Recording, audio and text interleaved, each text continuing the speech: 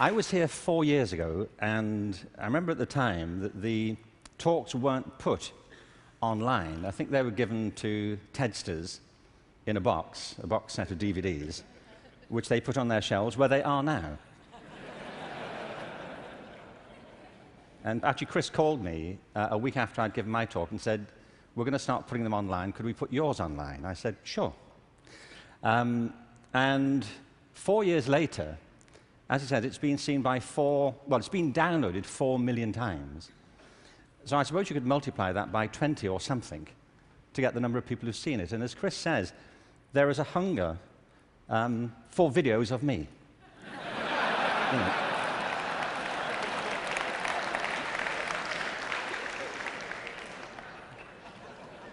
Don't you feel?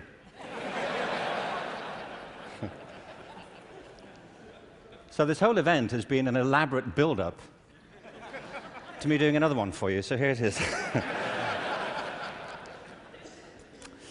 Al Gore spoke at the TED conference I spoke at 4 years ago and talked about the climate crisis, and I referenced that at the end of my last talk. So I want to pick up from there, because I only had 18 minutes, frankly. And so as I was saying,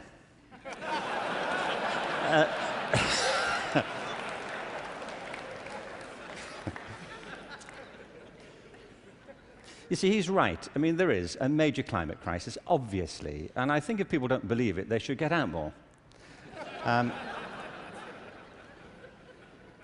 But I believe there's a second climate crisis, which is as severe, which has the same origins, and that we have to deal with the same urgency.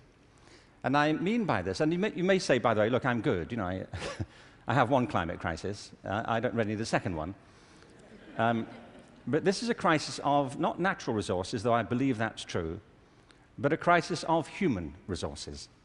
I believe fundamentally, as many speakers have said during the past few days, that we make very poor use of our talents. Very many people go through their whole lives having no real sense of what their talents may be, or if they have any to speak of. I meet all kinds of people who don't think they're really good at anything.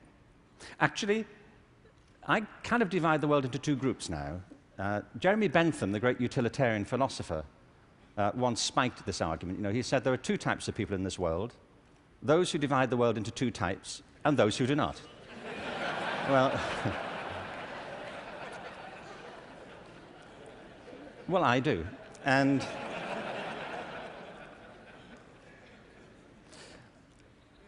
I meet all kinds of people who don't enjoy what they do. They simply go through their lives getting on with it. They get no great pleasure from what they do. They endure it rather than enjoy it and wait for the weekend. But I also meet people who love what they do and couldn't imagine doing anything else. If you said to them, "Don't do this anymore," they'd wonder what you were talking about. Because it isn't what they do, it's who they are. They say, "But this is me. You know, it would be foolish for me to abandon this because it speaks to my most authentic self." And it's not true of enough people. In fact, on the contrary, I think it's still true of a minority of people. And I think there are many possible explanations for it. And high among them is education.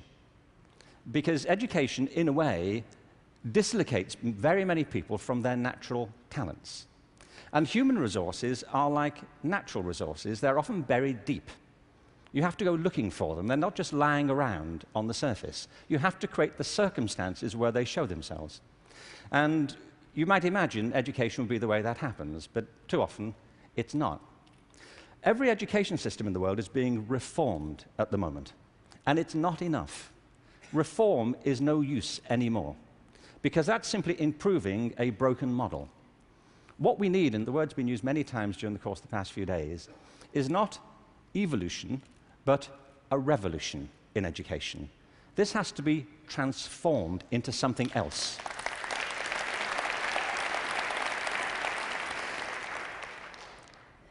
One of the real challenges is to innovate fundamentally in education. Innovation is hard because it means doing something that people don't find very easy for the most part. It means challenging what we take for granted, things that we think are obvious. The great problem for reform or transformation is the tyranny of common sense. Things that people think, well, they can't be done any other way because that's the way it's done. I came across a great quote recently from Abraham Lincoln, who I thought you'd be pleased to have quoted at this point. He said this in December 1862 to the second annual meeting of Congress. I ought to explain that I have no idea what was happening at the time. We don't teach American history in Britain. We suppress it. You know, this is our policy. So no doubt something fascinating was happening in December 1862, which the Americans among us will be aware of. But he said this: the dogmas of the quiet past are inadequate to the stormy present. The occasion is piled high with difficulty, and we must rise with the occasion. I love that. Not rise to it, rise with it. As our case is new, so we must think anew and act anew. We must disenthrall ourselves, and then we shall save our country. I love that word, disenthrall. You know what he means? That there are ideas that all of us are enthralled to, which we simply take for granted as the natural order of things, the way things are.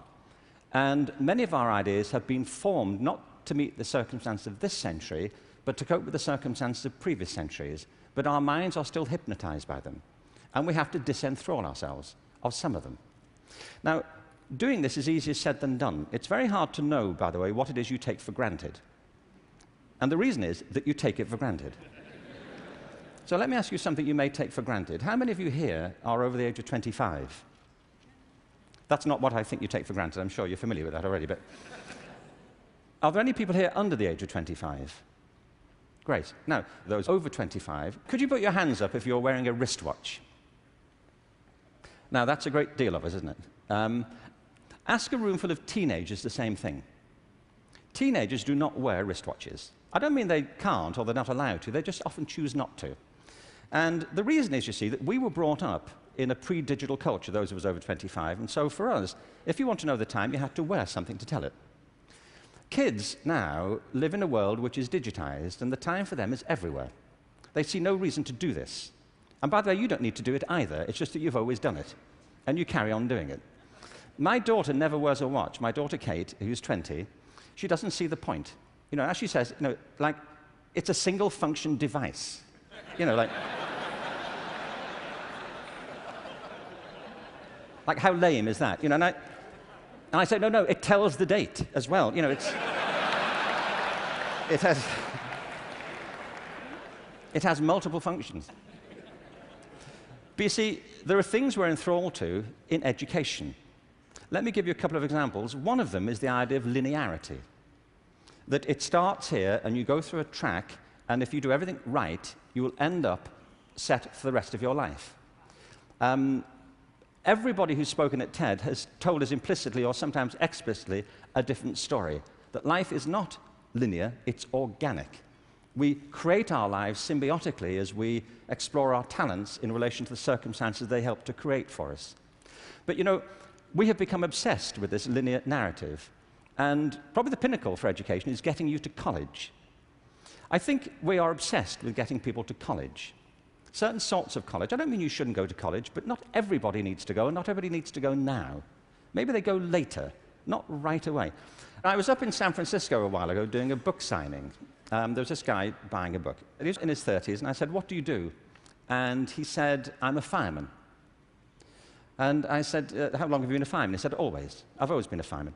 And I said, "Well, when did you decide?" He said, "As a kid." He said, "Actually, it was a problem for me at school, because at school, everybody wanted to be a fireman." He said, "But I wanted to be a fireman." You know, and he said, "When I got to the senior year of school, my teachers didn't take it seriously. This one teacher didn't take it seriously." He said, "I was throwing my life away if that's all I chose to do with it. that I should go to college, I should become a professional person, I had great potential, and I was wasting my talent to do that. And he said it was humiliating because he said it in front of the whole class, and I really felt dreadful. But it's what I wanted. And as soon as I left school, I applied to the fire service, and I was accepted. And he said, you know, I was thinking about that guy recently, just a few minutes ago when you were speaking about this teacher. He said, because 6 months ago, I saved his life. He said he was in a car wreck, and I pulled him out, gave him CPR, and I saved his wife's life as well. He said, I think he thinks better of me now.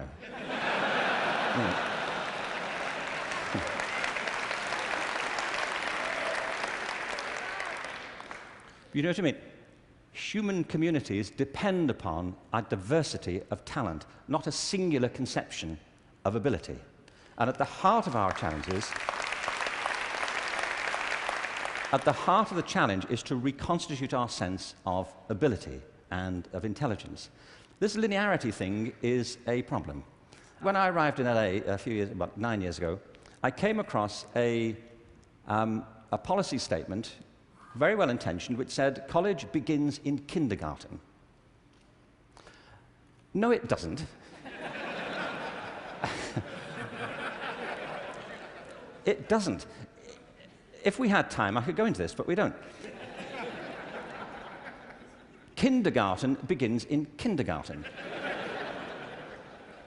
A friend of mine once said, you know, a 3-year-old is not half a 6-year-old.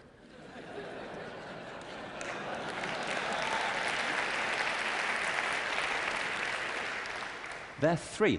But as we just heard in this last session, there's such competition now to get into kindergarten, to get to the right kindergarten, that people are being interviewed for it at 3. Kids sitting in front of unimpressed panels, you know, with their resumes. Flicking through it, saying, what, this is it?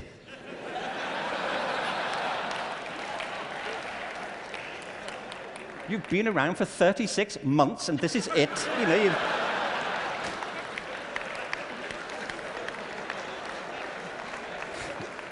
you've achieved nothing. I mean, spent the first 6 months breastfeeding, what I can say. I mean, see, it's outrageous as a conception, but it tracks through. The other big issue is conformity. We have built our education systems on the model of fast food. This is something Jamie Oliver talked about the other day. You know, there are 2 models of quality assurance in catering. One is fast food, where everything is standardized. The other are things like Zagat and Michelin restaurants, where everything is not standardized. They're customized to local circumstances. And we have sold ourselves into a fast food model of education. And it's impoverishing our spirits and our energies as much as fast food is depleting our physical bodies.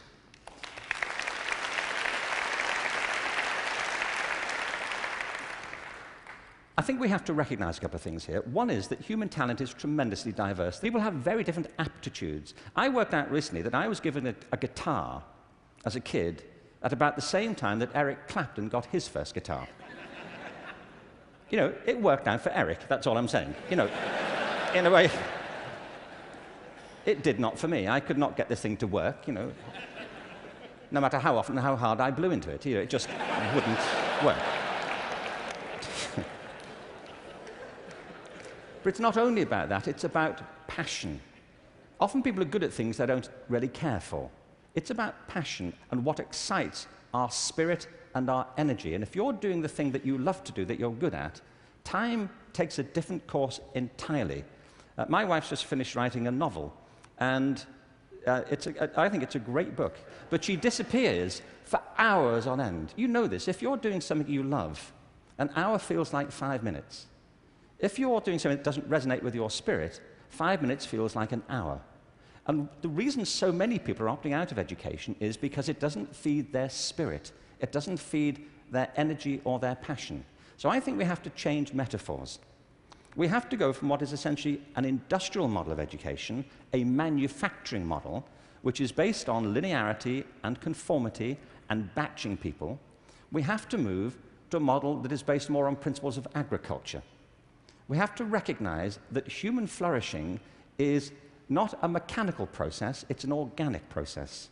And you cannot predict the outcome of human development. All you can do is, like a farmer, is create the conditions under which they will begin to flourish. So when we look at reforming education and transforming it, it isn't like cloning a system. There are great ones, like KIPS. It's a great system. There are many great models. It's about customizing them to your circumstances and personalizing education to the people you're actually teaching. And doing that, I think, is the answer to the future, because it's not about scaling a new solution.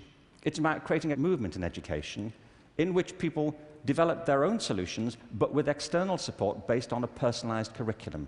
Now, in this room, there are people who represent extraordinary resources in business, in multimedia, in the internet.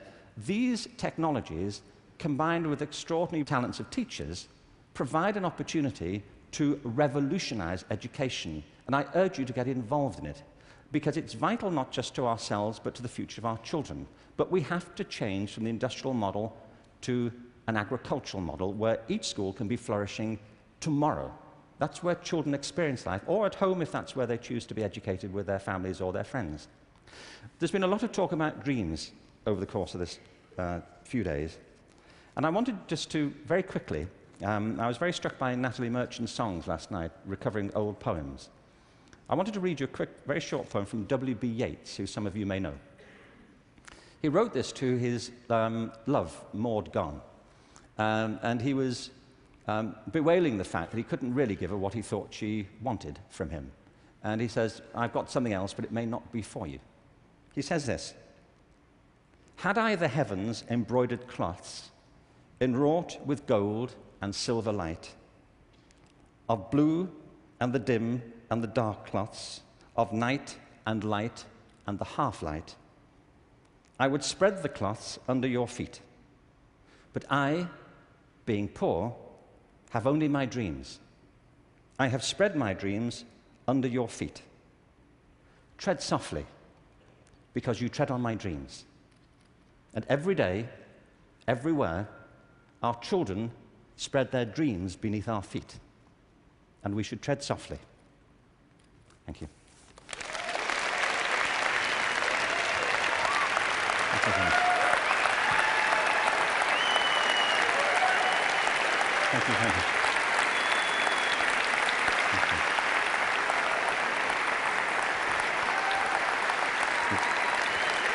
Thank you very much.